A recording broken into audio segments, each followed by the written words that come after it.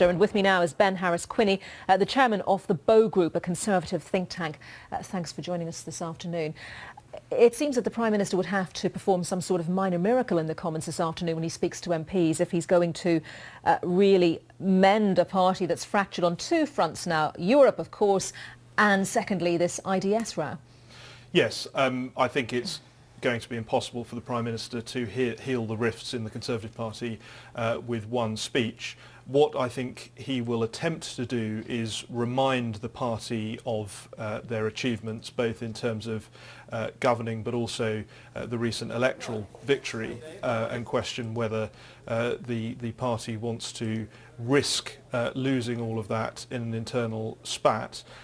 However, I think really Ian Duncan Smith's decision goes to much wider issues in the Conservative Party that can only be solved by eventually a leadership challenge or election. So in the interim, the Prime Minister has got to make things workable, really, in the lead up to the referendum? Yes, I think the focus will be on getting up to the referendum and holding the government together until that point. I mean, the fact that the Labour Party presents very little real political challenge to the government at this point will make things much easier.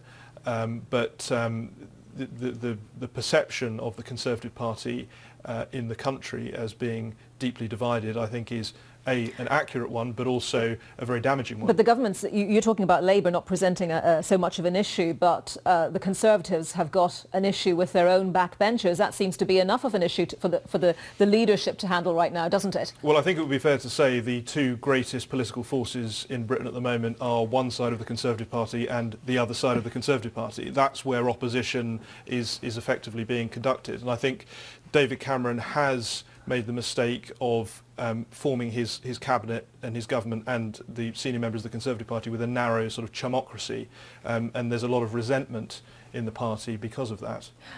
Where are Conservative grassroots members on this at the moment? They look on this and what are they thinking?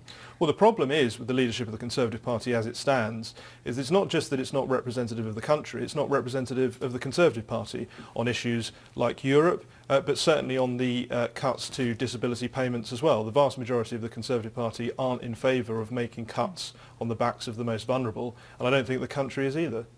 Just finally on that, the £4 billion that was supposed to be saved by the cuts to the personal independence payments, do you think that will have to come from somewhere else within the welfare budget and have to come pretty quickly, or will the government look to actually find that money somewhere else? The mistake Osborne has made is ring-fencing so many budgets. Effectively, he's ring-fenced pensions, he's ring-fenced the NHS, he's ring-fenced education, he's ring-fenced international aid, and it means there's very few places he can go to find those savings. So I think the reality is, and hopefully what Ian Duncan Smith's resignation will prompt in the Conservative Party, is a coming down of those ring fences, looking at budgets like international aid, they're at 15.4 billion, and making the savings elsewhere.